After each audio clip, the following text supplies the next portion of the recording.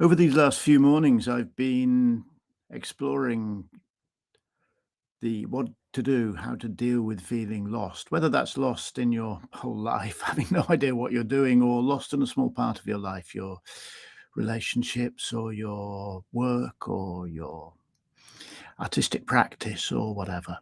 And I've suggested that the first thing to do if you sense you may be lost is to stop. Don't push forward if you don't know where you're going.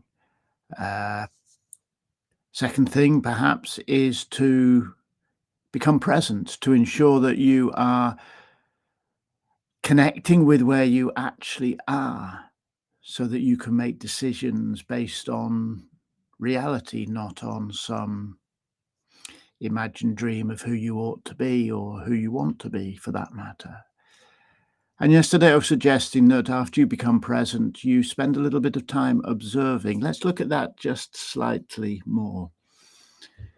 It's very easy if you've been living in a certain way, following a certain path, having a certain self-image, a certain ambition or dream. It's very easy to see the present only through the lens that you bring with you. Let's say you've been somebody who feels hard done to, feel you're not getting your fair share of life, and you pause and stop and become present and look around. It's very easy to look for things that are happening in the world around you that confirm your image of yourself as someone who is hard done to.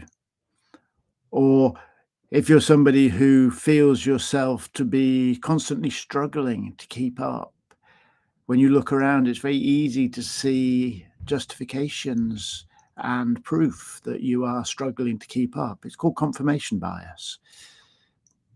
If you're going to make decisions about your next steps, either in your whole life or in small areas of your life, when you become present and you choose to observe, you choose to look around, the key thing to do is to make sure you're trying to look around with fresh eyes, not with the eyes you brought with you.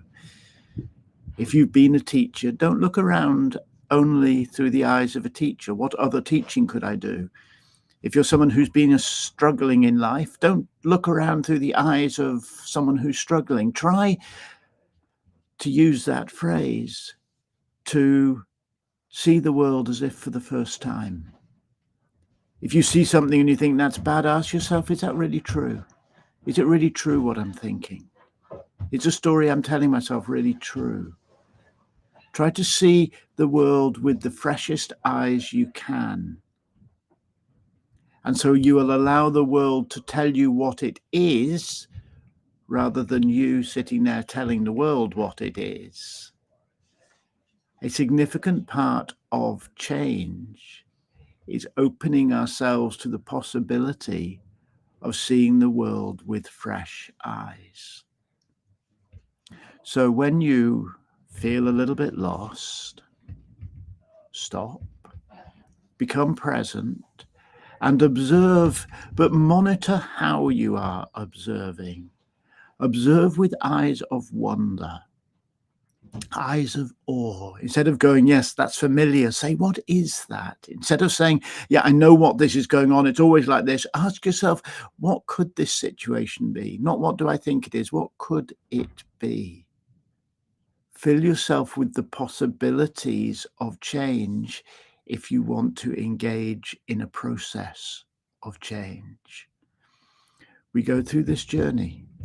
When we're lost, pause, become present, and open your eyes to see the world as if for the first time, a world of connection, of awe, of wonder, a world of possibility, and a world which is calling you to play your part in the fabric of life.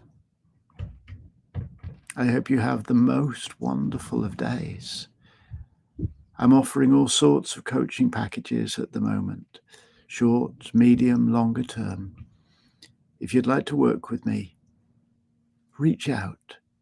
If you're lost, reach out. Have a lovely day.